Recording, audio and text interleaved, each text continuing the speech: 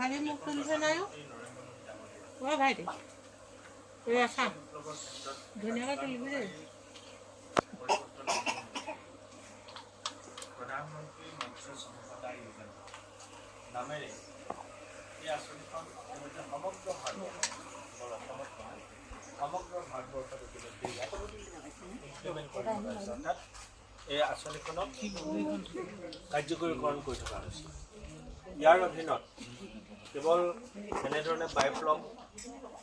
পদ্ধতিৰে মাছ উৎপাদন কৰা বা পালন কৰাৰ বিষয়ে নহয়, পুখুৰী খান্দি মাছ পালন কৰাৰ পৰা আৰম্ভ কৰি মাছ বিক্ৰী কৰিবৰ নিমিত্তে গাড়ী ঘোঁৰা পৰ্যন্ত এই মৎস্য সম্পদা আঁচনিৰ অধীনত মৎস্যজীৱী অৰ্থাৎ যি মাছ পালন কৰি মাছ উৎপাদন কৰি নিজৰ জীৱিকা নিৰ্বাহ কৰাৰ কথা ভাবে সেইসকল ব্যক্তিক সহায় কৰিবৰ নিমিত্তে এই আঁচনি ৰূপায়ণ কৰিছে। আমি খুব আনন্দিত হৈছোঁ যে মোৰ নিচেই ঘৰৰ কাষত মণি ফুকন আমাৰ এই